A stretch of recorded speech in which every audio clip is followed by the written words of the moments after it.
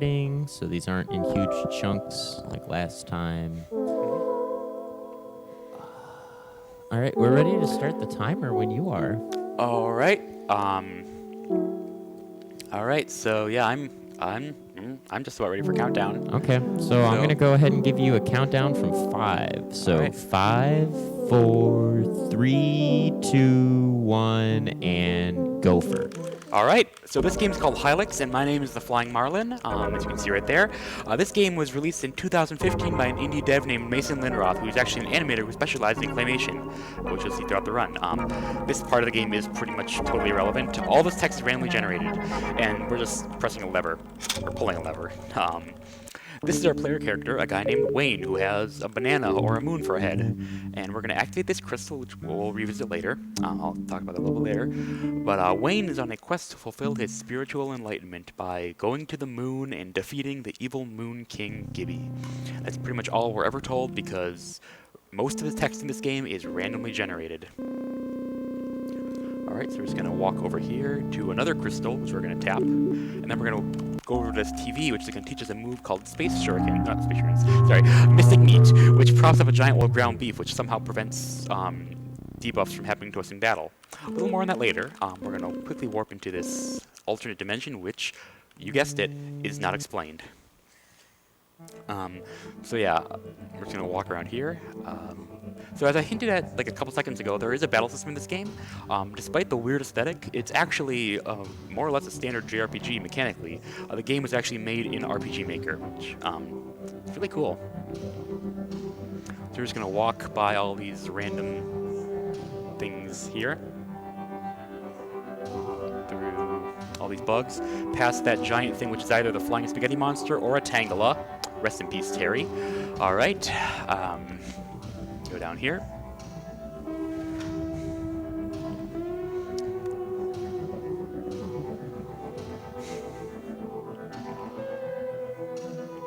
We're going to go through here. Hopefully those guys don't block us off, and they did not, which is good, because sometimes they can block us off, which is annoying. Now we're going to go to this other warp terminal to leave the alternate dimension and head back into reality, or whatever this is. And now we're on another island where we're going to go to our friend Samsnosa's house. Now, Samsnosa wants us to find her magical gauntlets, but it turns out they're just in a hole in her backyard / basement. Alright. And now we're going to go into her house. She's sad, but now she's happy because we found her gauntlets. So we're going to watch another TV to learn another move called Bubbles. Now, Bubbles is a poisoning move which inflicts a poison stats upon an enemy, which will whittle their health down over the course of a battle, which is really useful. Now, all these skulls are insta-kills, so if we touch them, that will happen. And this is the death animation. I want you to react to it in whichever way you see fit. Come on! Come on. A little more than that. Anyway, so now we're going to go to this blue crystal in the afterlife. Now... Oh, that's never happened before. Yo. RGSS3 player has stopped working. Awesome. That's never. We got a game crash. That has never happened to me before. All right, so just like my mental state after all of this caffeine that has been keeping me awake through all the night, we got a game crash. So stick with us here while we figure things out. That's the power of the death animation. Got it. Putting it back up. Yeah. Not really anything to do other than try that. Disconnected.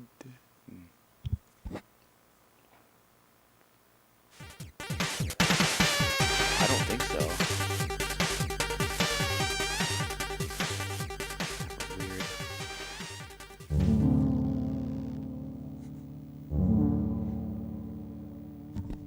Yeah, I mean... Okay. Yeah, oh, no.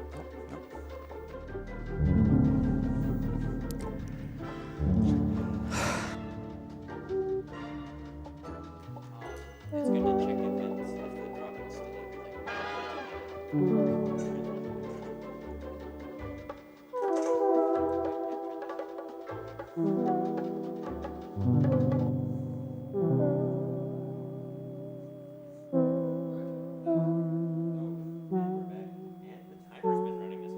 Oh. Yeah.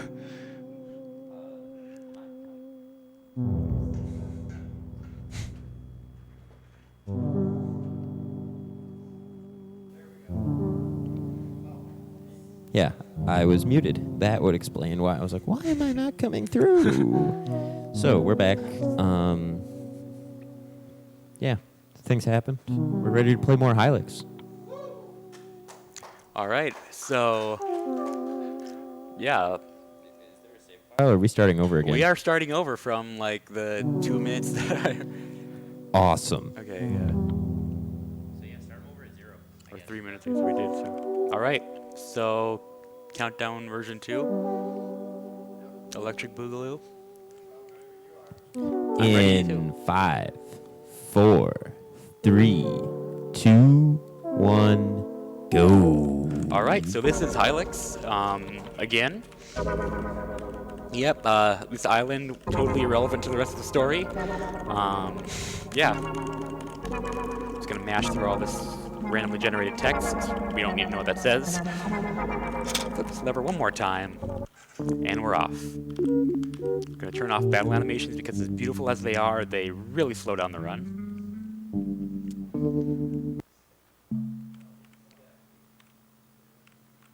All right.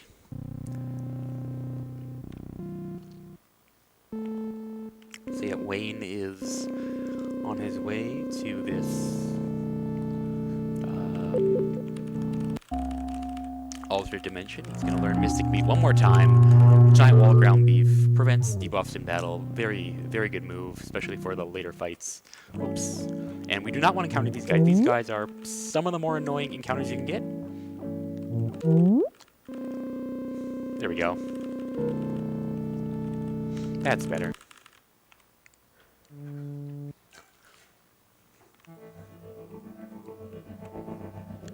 So now we are heading through this alternate dimension. The very chill, I don't even know what this is.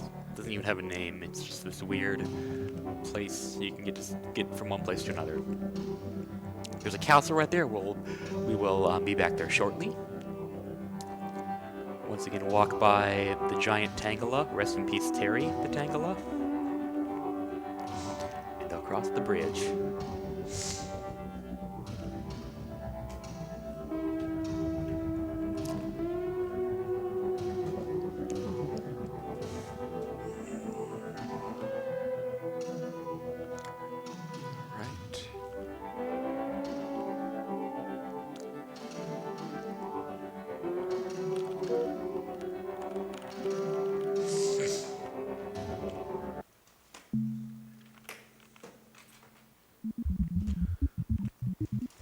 Now we're going to grab the gauntlets in Somnos's backyard, slash basement, before handing them to her, and we'll be on our way. So yep, now she's joined our party, and now we're going to learn Bubbles again, the poisoning move. We're taking our death, and I want a very, very enthusiastic reaction to this death warp. Or this death animation right here. Ah! Alright. It is scary. So now we're going to hit the blue crystal. And we are all caught up now. Yay. So now we're back home. And we're going to head to the city, which is next door. City's called... oh, sorry. Yekwath, the Hideous City. Hideous, much like that sneeze right there. And the city's name is actually randomly generated from the syllables, as is the name of the mountain, which is really just a staircase which we're climbing right now. Mountain is called Mount Mortube-like. Okay, we're gonna weave through the cone cultists, which are the most annoying encounter in the game. There we go. There's a guy there named Neduzmal who wants us to find a paper cup. There's an infinite supply right underneath this tent, so we're going to grab 3 of them.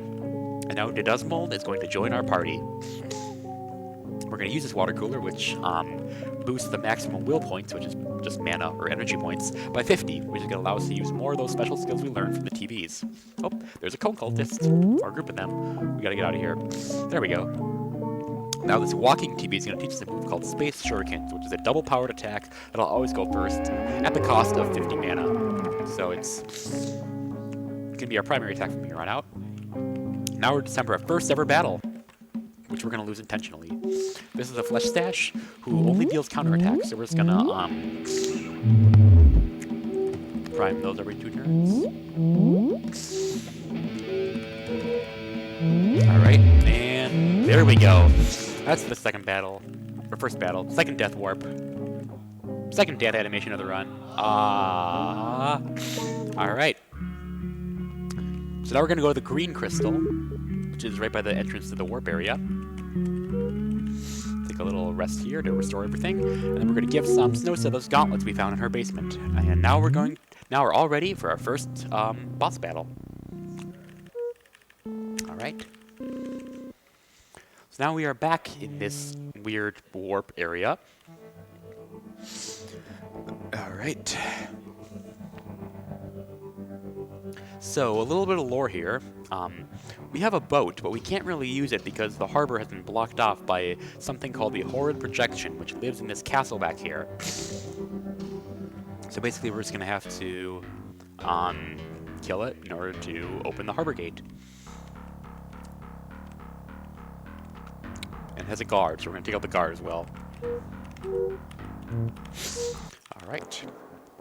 So the bubbles on the projection to poison it, and then we're going to do double space shurikens on the guard, which did not take out in the first turn. Ideally that would have, so we're just going to do that again. So the guard's dead. Now we're going to do the horror projection. Alright, should be 1 or 2 more turns. And Something's paralyzed if you can't move. Alright. Come on. This is getting close. Nope. Oh, never mind. I'm gonna let the death animation play just for the memes, and then we're gonna reset it, reload the save. Alright. There we go. Yeah, really bad RNG there. Hopefully this will be better. There we go. That's good RNG for the guard. The guard's down in the first turn, which means we can focus all our energy on the horror projection now. Now we're just gonna and that was like the perfect horror projection fight right there. So that's the first boss fight. Alright, so now we have access to the harbor gate opening thing. We opened it. And now we're going to do our third and hopefully final death warp of the run. We're just going to hold right and let these things do their magic. There we go. It took a little while, but we're dead now. Enjoy it while you can. Alright,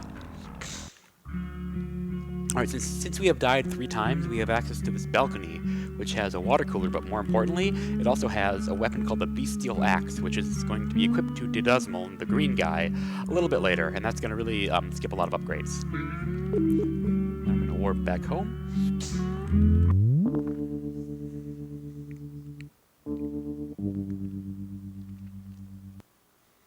And now we're going to go on the aforementioned boat. Enjoy this super chill music on this super chill boat ride.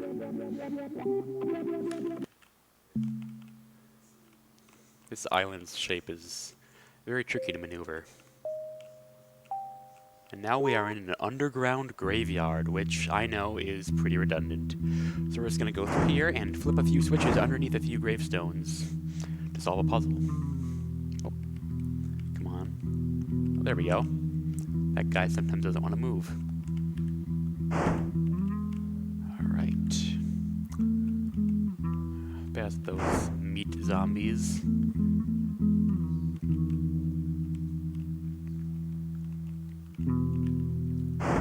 Alright. We're almost halfway done with the graveyard. It's a lot easier when you know where the graves are. And then we're going to go in the back, which is a really cool area. There's a microwave oven right there, which raises the question, why do they call it oven when you oven the cold food about how to eat the food? Anyway, I love the artwork in the back of the room. And now we are going to go here.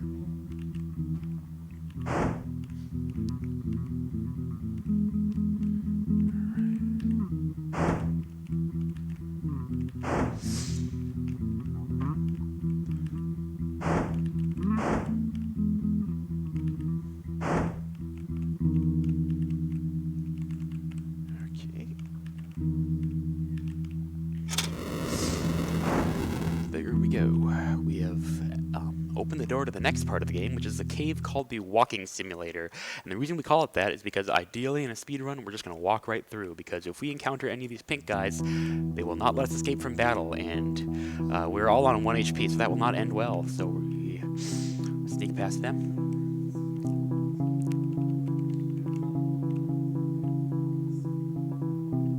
Now we're coming up on an area called Veggies Skip, which involves squeezing between two enemies. One of them, the green guy, will let us escape, but the other one, the pink one, will not let us escape. So we gotta be really careful in squeezing through them.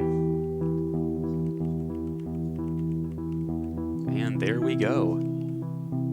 First try. Alright. Now we're going into the second part of the walking simulator, which starts out awkwardly silently.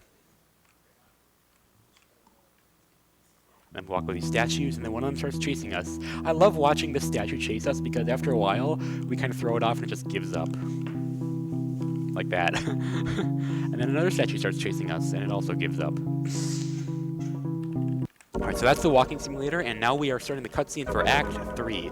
We skipped the cutscene for Act 2 when we did our death warp after the orb projection battle. So in the cutscene for Act 1 only had one lever in it. This one will have considerably more switches in it.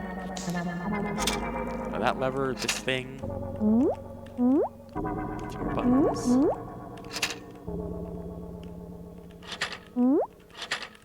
There we go.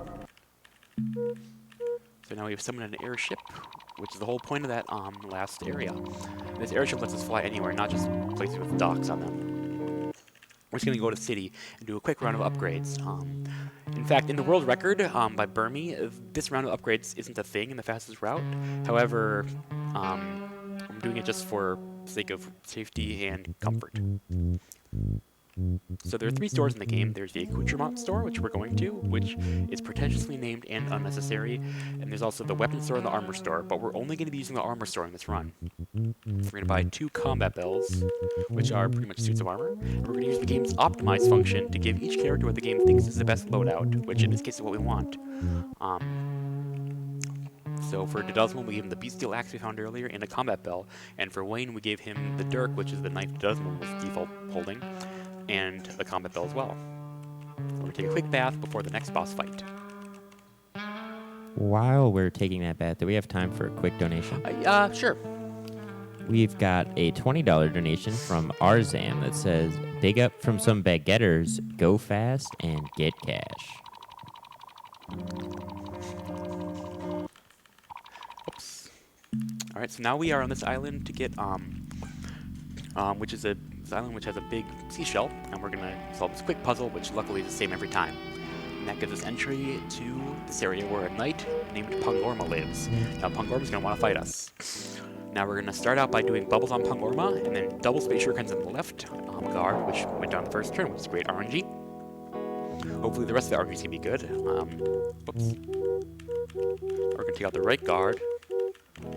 Also went down in 2 turns, which is perfect RNG. Alright, we're just going to keep spamming attack now. Alright, this is getting really close, but there we go. So yeah, Pangorma's dead, except he's not actually dead, he's joining our party. And he actually has a really powerful move called Partial Destruct, which can remove 1/4 of an enemy's remaining HP. And we're going to face some pretty big tanks later on, so we're going to want to whittle down their HP early on. We're going to take another quick bath here, and if we have any quick donations or anything, or just messages, that'll be a good time.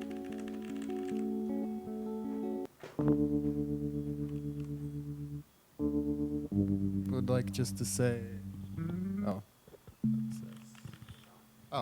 just like to say this is all for able gamers, support of creating more accessibility in the gaming space, and if you'd like to help support that, you can donate to all of our goals bid wars we have on speedrun.com. There's also a really cool incentive for this run, so yeah. So there's a science lab here, and there's a guy here named the Clawman who's like the head scientist. Now he wants us to give him the password. Unfortunately, we don't know it, so he's going to try to kill us. So we're going to start by doing Mystic Meat, Bubbles, to poison him, Space Shurikens, and then Partial Destruct to take away 1/4 of his remaining health, which which took away 327 or something like that there. Now we're just going to keep doing space shurikens, and we're just going to hope he does not use his panorama attack, which attacks every member of the party, which makes it really hard. So we killed Pangorma, but that's actually fairly good RNG because we have other members remaining. There we go. That's a Clawman fight. He didn't give us too much trouble. That's good. So yeah, we don't have a whole lot of money, so we're just gonna go into the room to the right and see what happens. Wonder what's gonna happen here. We just flip these 3 switches, and out of that tube comes money. Let's see how much there is. Whoops. $250,000, $250,000. That's a lot of money. And speaking of a lot of money, let's get those donations rolling in. All right. Yeah, donate. We got a really cool incentive for this run. We're going to head back to the city to do a quick run of upgrades to buy a few things. City of Yekwath. I love that name.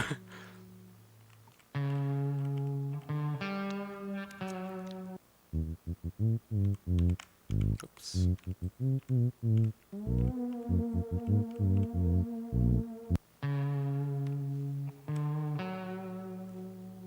Right. So we're gonna buy 4 berry shields, which are really like OP shields, which actually significantly boost the maximum health of everybody who wears them.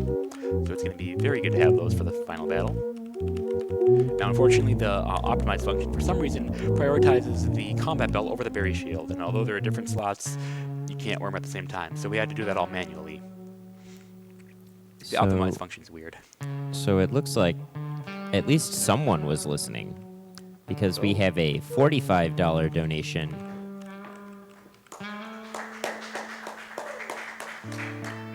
See, I waited for y'all to clap because it's a $45 donation from myself saying, let's hear some music. Thank you, yourself. So now we're going to go to this hot dog cart where this guy is selling hot dogs and spaceship keys. That's a pretty natural thing to sell. Now we're going to get onto the spaceship and fly it to the moon, gaze among the stars, and escape the cone cultists because they are very annoying. That was not that bad, but sometimes you can get trapped into like on the same tile as them for like 12 encounters, and that's super annoying. It can kill a run, or get close to killing a run. So now we're on the moon. It's kind of weird. The incentive may have been met, but more donations are always appreciated. We are on the moon, and we are headed towards Gibby's castle. If you recall, the whole object of this game is to defeat the evil Moon King Gibby. So here we go. Now we are in Gibby's castle, and unfortunately there are a lot of guards, so there's going to be a lot of fights here, and oh, we accidentally crushed the guard. So we found a Simmery axe, which is a weapon we're going to give to Wayne.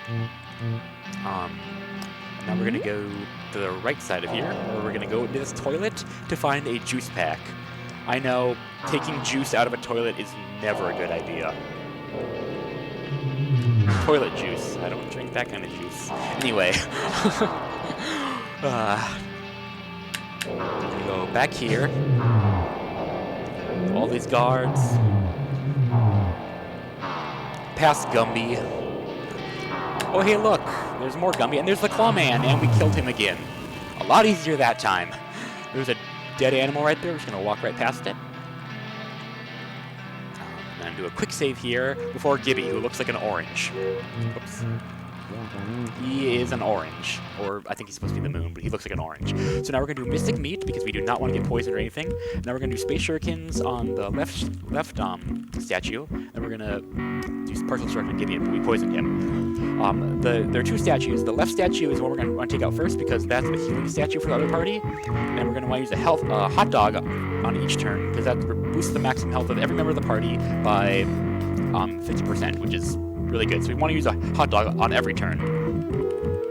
Hot dogs were actually originally called tube steaks in the original version in the trailers, and I really like the word tube steak better. It sounds a lot more gourmet than hot dog. So now we're going to keep the Mystic going. So the left statue is dead, so now we're going to focus on the right statue, which is just an attacking statue. So now we're going to use the juice pack, which restores everyone's maximum will points to maximum. Juice pack. Oops, that was the wrong one.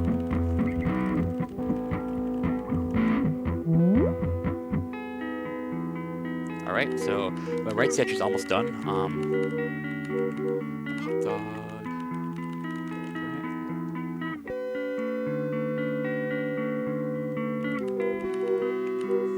Dog. Oops, special partial stroke there.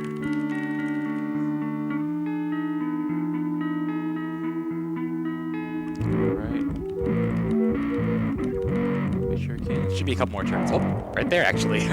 Yeah, alright, so that's Gibby. The run is not quite over yet. There's a little bit more to do, but we all gained like $1 million, and everybody randomly grew from level 1 to level 63 because this is the only place you can really get experience points in the whole game. It's weird. So apparently when Gibby died, he rigged the moon to explode, so we gotta get out of here, and unfortunately we cannot save the animals. I'm sorry. So it's exploding and imploding at the same time, and we're flying back home, and you cannot see that little extra animal pixel flying away. I'm sorry. Here's a baguette if you want to feel any better. Shoutouts to Baguette Restream, by the way, as well as Speedruns Brazil and Speedruns Espanol for the restreams. Time will be called when this lever stops moving, so time. All right. That is Hylics. It's a cool game. If you're still not entirely sure what was going on in that game, don't worry. I've been playing this game for 2.5 years and I still don't know what's going on. So yeah.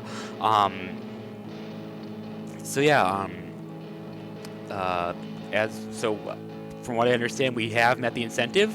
So in this game, it's weird because you can actually keep moving around after beating the main quest. So we're gonna call the boat here. We're gonna head back to the main island. We're gonna go to that little wiggling T-shaped tower to summon the airship. Now, for some weird reason, because nothing in this game makes sense, the airship goes to the adjacent island, so we gotta go over there. Now prepare for your minds to be blown. We're all boarding the airship, and we're heading up to this island right here, where the 4 main characters have formed a band, with the talking fish giving a tutorial. So Didasmal's on the theremin, Pangorma's on the drum machine, some Snows on vocals, and Wayne is on the guitar. And then change the tone of the guitar.